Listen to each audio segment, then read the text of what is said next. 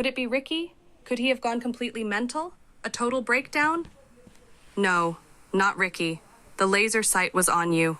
Listen, he will hear me breathing and will come towards me. You will kill him. No more talking. Shani wanted to talk to calm her ragged nerves, but abided by Zuleika's request and started to focus on the mission ahead of her, to destroy a human being. His objective was to kill her, so she had no qualms about taking him out. But the responsibility that lay on her shoulders was beyond measure. She needed to get it over and done with as cleanly as possible so that she could attend to Zuleika. Don't worry, Zuleika.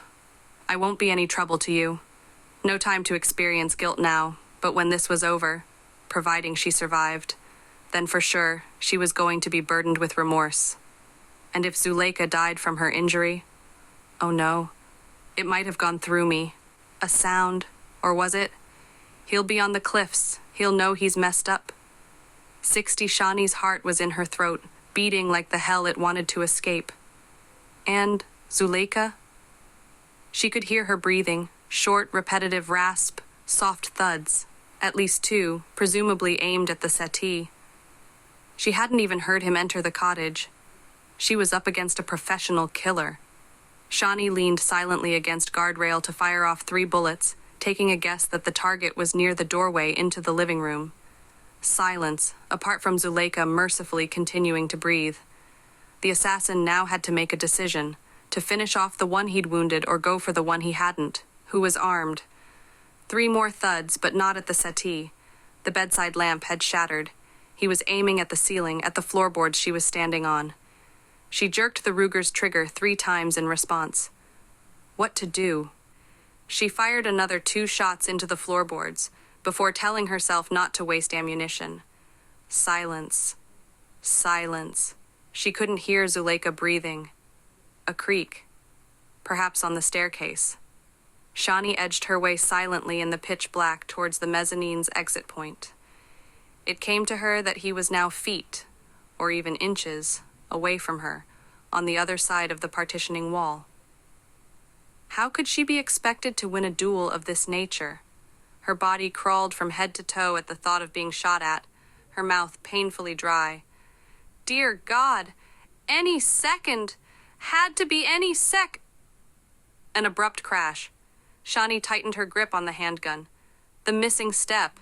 She left the mezzanine, firing repeatedly down the staircase. The bulk of a figure flipped backwards.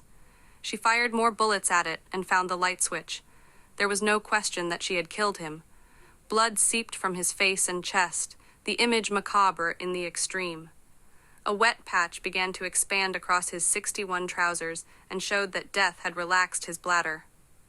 Zuleika, she called. I'm okay. The missing step, it caught him out. Come, help me. I can put the light on? Asked Shani. Yes, do that, said Zuleika. As Shani came down the stairs, she kicked away the gun from the assassin's right hand. She reckoned 3 or 4 bullets had found their target, with perhaps a couple of others having strayed into the surrounding walls. Zuleika had backed herself out from the settee. Much of the left side of her torso was soaked in blood. Now I'm calling for an ambulance, stated Shani. And you're not going to stop me. No, Shani, don't. I beg you. And the body... I don't care if I go to prison for what I've done. I am not going to let you die. I'm racked with guilt as it is. Shani, I'll be deported. I will be tortured until... Zuleika winced. Until they have taken the last breath from me. If that is what you want, call an ambulance. Deported, echoed Shani. Then she remembered. It's better for me to die than be sent back. You're an illegal immigrant? Yes.